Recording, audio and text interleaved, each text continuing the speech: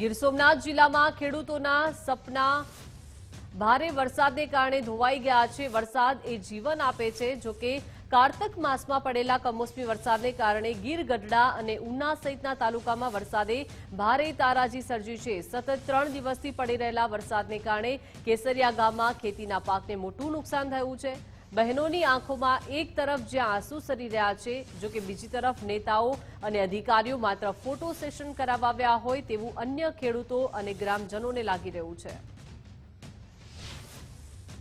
ખેતરની પરિસ્થિતિ જોઈ લો, પેલા પાત્ર આપી જાય કે માંગવી મારે નાની નાની છોકરીઓ છે એનો અમને કોઈ હલ તો જોઈએ ને।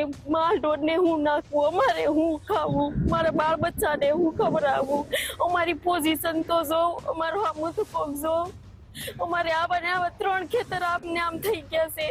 એક જરાય નિરણ નથી તો માલ ને ક્યાં મૂકવા જવા, નાના નાના બાળકોને ક્યાં મૂકવા જવા। અમારી પરિસ્થિતિ તો કોક જાણવા આવો, કોક જોવા આવો તો એને ખબર પડે કે આ લોકોને માથે હું દુઃખ છે।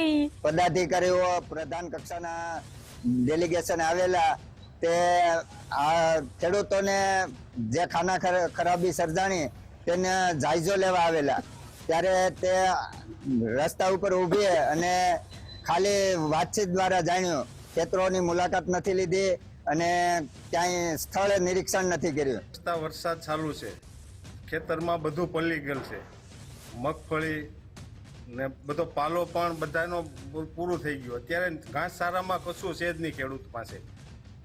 ઘાસચારા માટે અત્યારે બહુ તકલીફ છે ને પૂરેપૂરું 100% નુકસાન છે। અત્યારે અમારા ખેડૂત ભાઈઓની પરિસ્થિતિ બહુ ખરાબ છે।